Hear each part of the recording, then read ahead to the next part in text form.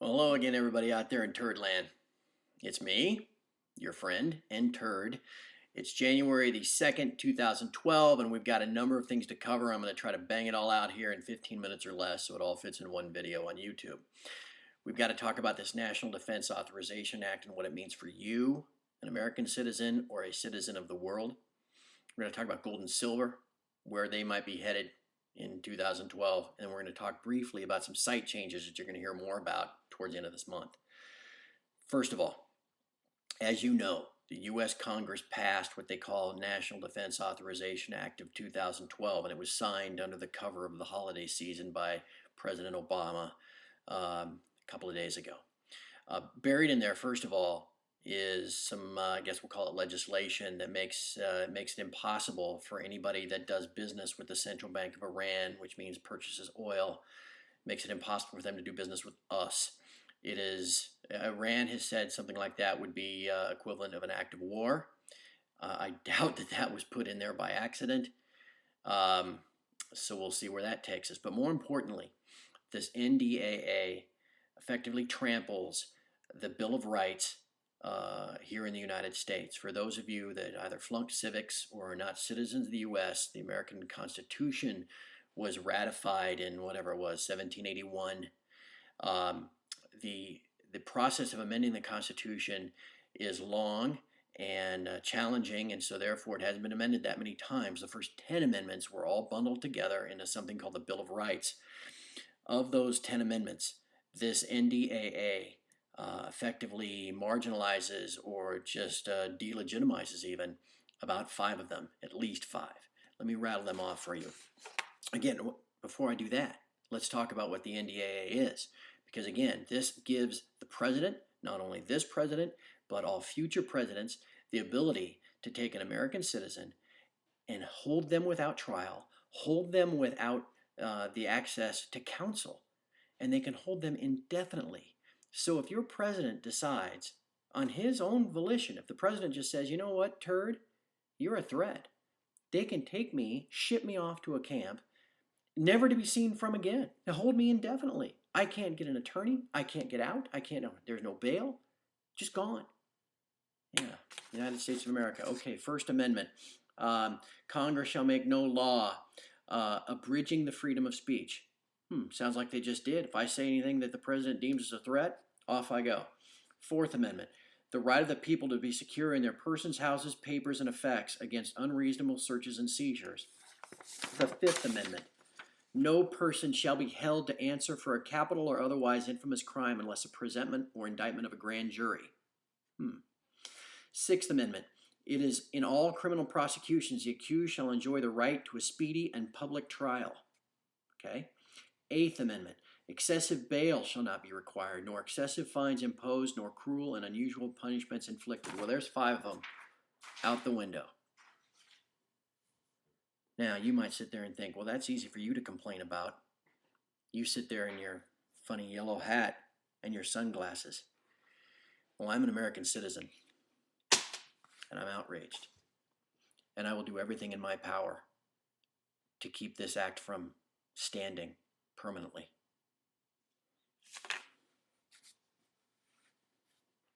Now, back to business.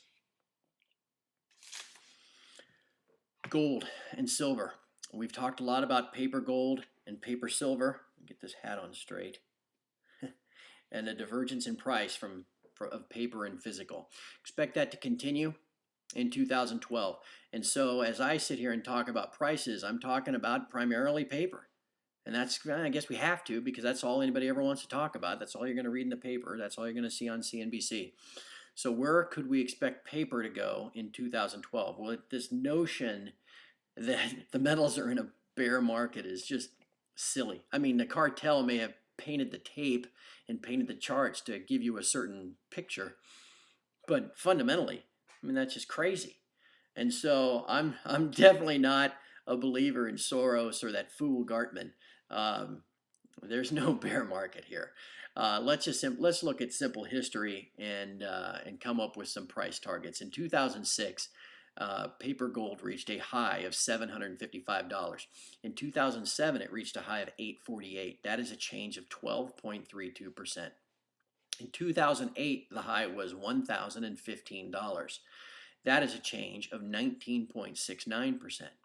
In 2009, the high was 1226. That's a change of 20.79%. In 2010, the high was 1431. That's a change of 16.72%. So in those, I guess, 3 years, 2008, 2009, 2010, the average change is about 19%. Now, we kind of diverted from that mean in 2011, and frankly, it was because the bankers panicked after the S&P downgrade of the U.S. debt in August, and the banks rushed to cover shorts and drove the price, up almost $300 in a better part of 5 or 6 weeks. That skewed the numbers a little bit. We got all the way to 1925, and that is a change of almost 35%. I would say, again, that's a good standard deviation away. I think the number should have been, again, 19 or 20%. Using that number on top of 1431, and curiously, we get what should have been a goal of about 1705. 1705. Where? We heard that number before. Oh yeah, that was that really big support and resistance level, wasn't it? So that's probably where we should have been for a high. So if that's the case, well, for a projected high trade of 2012, why wouldn't we just add 19 or 20% to 1705? Using that as a guide, we get a goal for a high trade in paper metal sometime in 2012 of 2025 to 2075. Let's just split the difference and call it 2050. Those of you willing to buy paper metal at 1600 will be handsomely rewarded with a high print of somewhere north of 2000. Now, could it be a lot higher than that?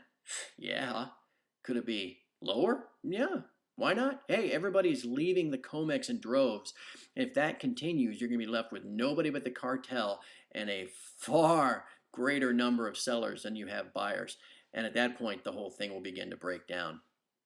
I don't think that will happen. It might, but I would be surprised. And so we'll probably get a year in paper just kind of like we always have, especially if QE starts again, like I suspect it will by the end of the first quarter. But again, I think we have a minimum high trade of somewhere around 2050. If we get a bigger year than that, which wouldn't surprise me, we could easily see 22 or 2300 at some point in 2012. Silver is a much harder animal to figure out, as you know. The leverage is down to only 6-1 after all those just outrageous margin hikes. We had 5 in May and another one back in September, and the leverage is so high now that the open interest is down to, and I don't want to say virtually nothing, but it's been almost cut in half from where it was in May.